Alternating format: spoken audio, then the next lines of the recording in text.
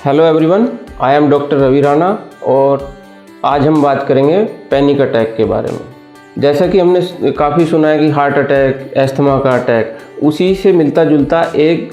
जो डिसऑर्डर होता है वो होता है पैनिक अटैक। पैनिक अटैक में जो व्यक्ति को फील होता है वो चेस्ट में हैवीनेस फील होती है, सांस लेने में तकलीफ़ हो सकती है, घबराहट हो सकती है या कभी कभी उसको ऐसा लगता है कि उसके साथ कुछ मिसहैपनिंग हो सकती है या बेहोशी तक भी होने का खतरा रहता है। पैनिक अटैक और या हार्ट अटैक या दूसरे जो इससे मिलते जुलते सिम्टम्स होते हैं जैसे कि अस्थमा का कभी कभी अटैक होता है, उसको डिफ्रेंशिएट करना बहुत ज़रूरी होता है क्योंकि इन जो कंडीशंस हैं उनका ट्रीटमेंट और मैनेजमेंट बिल्कुल डिफरेंट होता है। पैनिक अटैक्स में क्या होता है कि वो बार बार होते हैं। ज़्यादातर क्या होता है कि पैनिक अटैक्स 50 ईयर्स से पहले जो एज होती है उसमें ज़्यादा कॉमन है, जबकि हार्ट अटैक 50 ईयर्स के बाद होते हैं। पैनिक अटैक में क्या होता है कि एक बार व्यक्ति को जो शुरुआत होती है ज़्यादातर घबराहट, बेचैनी या कोई ऐसा कारण होता है कि उस सिचुएशन में ही होती है कि कहीं बंद जगह में या कहीं भीड़ भाड़ में, लिफ्ट में, इस तरह से होती है। जबकि हार्ट अटैक्स जो होते हैं ज़्यादातर रात में या मतलब अर्ली मॉर्निंग इस तरह की सिचुएशन में होते हैं। हार्ट अटैक में व्यक्ति का जो दर्द होता है, छाती का जो चेस्ट पेन होता है वो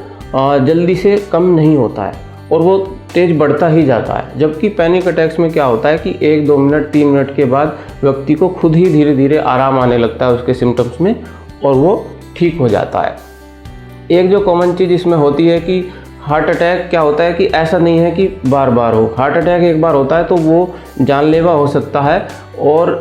उसका ट्रीटमेंट बिल्कुल एक्यूट होता है, यानी कि उसमें हम देर नहीं कर सकते। जबकि पैनिक अटैक्स क्या होते हैं कि वो रिपीटेड एपिसोड्स होते हैं। एक बार हुआ फिर ठीक हुआ, फिर कुछ दिनों बाद जैसे ही वो सिचुएशन आती है